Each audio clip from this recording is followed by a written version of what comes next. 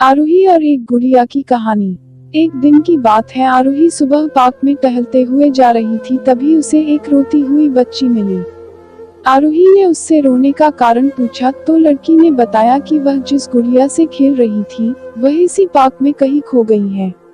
आरोही ने उस बच्ची को उसकी गुड़िया ढूंढ लाने का आश्वासन दिया, जिससे वह बच्ची चुप हो गई। आरोही ने गुड़िया ढूंढने के लिए समय मांगी और फिर दूसरे दिन गुड़िया लाने का वादा करके वहां से चली गई, पर गुड़िया ना तो आरोही को मिली और ना ही उस बच्ची को। आरोही ने गुड़िया की तरफ से एक काल्पनिक पत्र उस बच्ची को लिखी और जब वह बच्ची पार्क में गुड़िया पाने की आशा में आई तो आरोही ने वह पत्र उस बच्ची को पढ़कर सुनाया।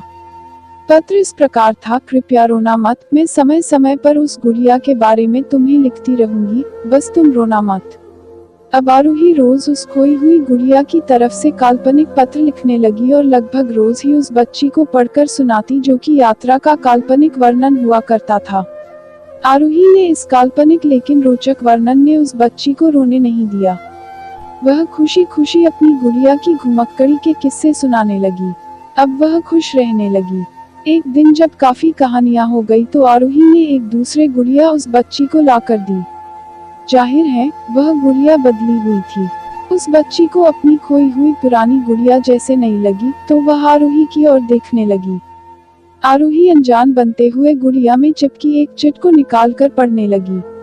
उसमें लिखा हुआ था: यह मैं ही हूँ, तुम्हारी वाली गुड़िया जो पार्क में खो गई थी। दुनिया भर की लंबी यात्रा की वजह से मैं थोड़ी बदल गई हूँ। बच्ची को इस गुड़िया और आरोही पर विश्वास हो गया। वह गुड़िया लेकर घर चली गई। वर्षों बाद जब वह बच्ची बड़ी हो गई तो एक दिन वह अपनी अलमारी में कुछ ढूंढ रही थी तो उसका ध्यान उसी गुड़िया पर गया जो आरोही ने उसे दी थी। बचपन की बातें याद करके वह हंसने लगी।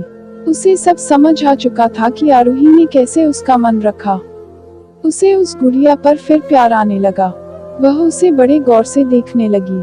तभी उसकी नजर गुड़िया की फ्रॉक की आस्तीन में छुपे एक छोटे से पत्र पे गई। उसने बड़ी व्याकुलता से वह पत्र निकाला और पढ़ने लगी। पत्र में संक्षेप में यह लिखा हुआ था: हर वह चीज जिससे तुम प्यार करती हो कभी न कभी तुमसे खो जाएगी, और जो तुम्हारे पास होगी वही तुम्हारे लिए सच्चे रूप में बनी होंगी। रूप भले ही भिन्न होगा पर प्यार एकदम खालिस होगा। जीवन में किसी के चले जाने से या कुछ खो जाने से हम अक्सर उदास हो जाते हैं, यह मनुष्य का स्वभाव है, पर हमें यह नहीं भूलना चाहिए कि यह दुनिया की रीत है। जब जिस समय हमारे पास जो है अनमोल है। ऐसी ही कहानी सुनने के लिए हमारे चैनल को सब्सक्राइब करें।